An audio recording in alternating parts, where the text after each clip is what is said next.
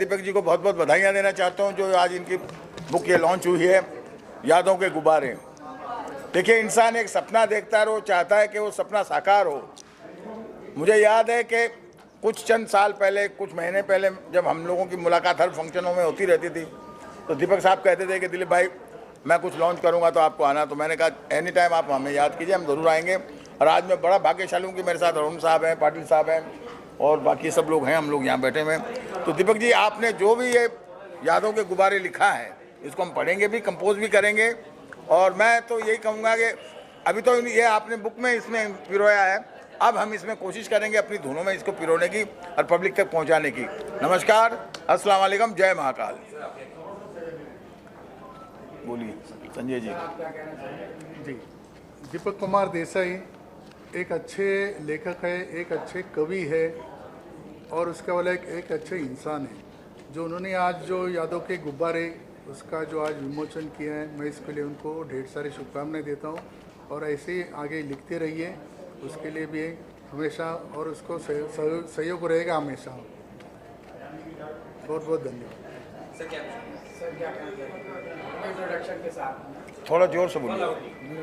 मी गणेश तांबे, मी ठाण्यावरून आलो. माझे मित्र रवी यांच्या माध्यमातून आम्हाला आज दीपकजी यांच्या ज्या यादों के गुब्बारे याचे जे प्रकाशनासाठी आम्हाला बोलवलं, त्याच्यासाठी मी खूप आभारी आहे त्यांचा.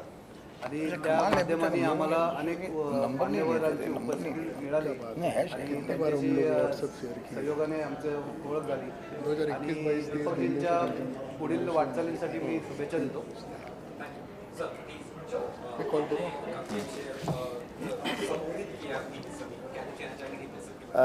यादों के गुब्बारे इस किताब का आज यहाँ पर इजरा किया गया और इसके मुसन्निफ़ लेखक जो शायर भी है, लेखक भी है, हमारे मित्र दीपक देसाई उर्फ दीपक, उनका तखल्लुस है।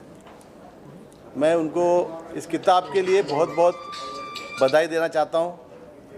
इस किताब में इन्होंने बहुत सुंदर जो कविताएं लिखी है, हिंदी में लिखी है, गुजराती में भी लिखी है, और उन्होंने जो शुरुआत जो की है, ये पहला ही जो उनका जो शेर है, इस शेर को पढ़ने के बाद जो भी आदमी पहले ये शेर को पढ़ेगा वो इस किताब के आगे बढ़े बगैर या पढ़े बगैर नहीं रह सकता। मैं इनको इस अच्छी कोशिश के लिए मैं उनको शुभकामनाएं देता हूँ, तहे दिल से शुभकामनाएं देता हूँ और ईश्वर से, अल्लाह से यही दुआ करता हूँ कि आप दिन दुगनी और रात चौगनी तरक्की करें। बहुत धन्यवाद।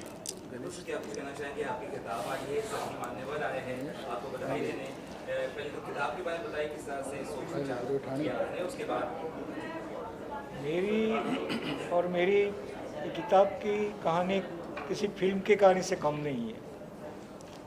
मैं एक छोटे से गांव में किसान का बेटा हूँ। इस किताब की आधी रचनाएं मैंने कई साल, 40-45 साल पहले की थी। वो डायरी के स्वरूप में पड़ी रही थी। मेरी एक लघु कथा प्रकाशक ने रिटर्न की थी। उसके बाद मैं हताश होकर कोई किताब या कोई अपनी रचना छपवाई नहीं थी। उसके बाद मेरी बेटे की शादी में श्री सुनील पाल जी आए। बात में मैंने एक अपनी रचना उनको सुनाई तो उन्होंने पूछा कि भाई किसने लिखा है, तो मैंने बोला कि मैंने लिखा है। तो सुनील पाल जी बोले कि आपकी किताब लाइए। मैंने कहा कि मैंने कोई किताब छपवाई नहीं है। तो सुनील जी ने बोला कि आप इतने अच्छे लिखते हैं तो उसको छपवाइए। मैं बोला कि भाई मैं किसान का बेटा हूँ, मैं कहाँ छपवाने जाऊँ। तभी सुनील पाल जी ने बोला कि आपने जो भी लिखा मुझे भेज दीजिए, मैं उसे छपवाऊँगा। तो इस किताब की छपवाने की पूरी जिम्मेवारी श्री सुनील पाल जी ने ली और श्री संजय अमान जी गो भारती के अध्यक्ष एडिटर हैं, उनके द्वारा ये किताब प्रकाशित हुई। और ये किताब प्रकाशित होते ही सब जगह प्रशंसा के प्रतिसाद मिला, उसको सहकार मिला सबका, और सब महानुभावों का भी अभिप्राय मिला, अच्छा अभिप्राय मिला। संजय पाटिल साहब जो यहाँ पर बैठे हैं उन्होंने भी इस पर प्रशंसा उनके बारे में लिखी थी। तो इस बात से प्रतीत होता है कि कलम की ताकत कैसी है। मैं एक छोटे से गांव का किसान का बेटा आज यहाँ मुंबई मोहमयी नगरी में मुंबई फिल्मी हस्तियाँ, टीवी क्षेत्र की हस्तियाँ, राजनेताओं के साथ बैठकर अपनी एक किताब का विमोचन उनके द्वारा किया गया, एक कलम की ताकत दिखाती है। कलम बोलते हैं कलम तख्ता भी पलट सकता है, इसका जीता जागता नमूना ये है। और इसके बाद मैं इतना सौभाग्यशाली हूँ कि ऐसी भारत की 2 हस्तियों के बारे में मुझे लिखने का मौका मिला। एक अपने बॉलीवुड के हीरो, निर्माता, निर्देशक मनोज कुमार जी और दूसरे अपने लोक लाडीले बड़ा प्रधानमंत्री श्री नरेंद्र मोदी। युग पुरुष नरेंद्र मोदी मेरा दूसरा पुस्तक है, वो प्रकाशित हो चुका है और भारत पुत्र मनोज कुमार जल्दी ही उसका विमोचन किया जाएगा। तो ये कलम की ताकत दिखाती है कि कलम में कितनी शक्ति है। दूसरी ऊपर वाले की, आज से यही किताब में 40 साल पहले मैं हताश हो गया था तो मैंने लिखा था कि हमसे ना इंसाफी करने वाले खुदा, काश तेरे ऊपर भी अदालत होती। तो आज 45 साल बाद मुझे ये लिखना पड़ा कि हम ही सब्र न कर सके और तुम पर नाइंसाफी का इल्ज़ाम कर बैठे। अब जाके मुझे मालूम हुआ कि क्यों तेरे ऊपर कोई अदालत नहीं।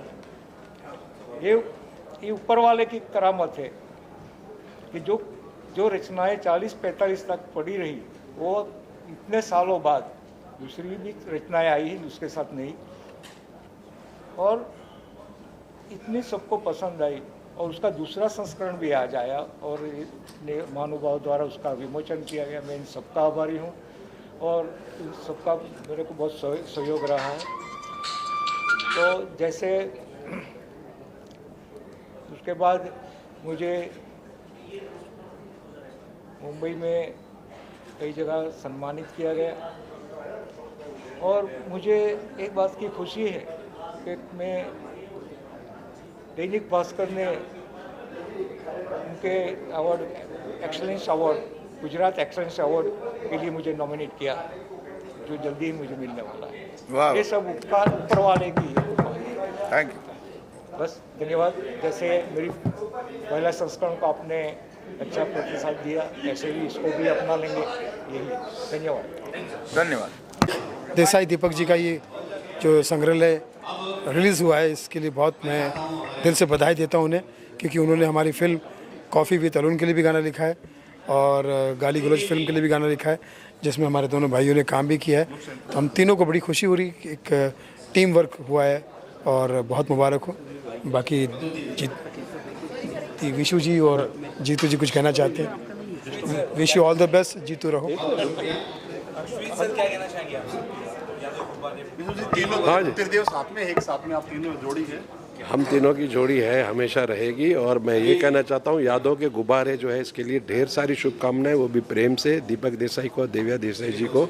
और ये हमेशा इसी तरह किताबें छापते रहे और सबको मैसेज पहुँचाते रहे, बस इतना ही कहूँगा।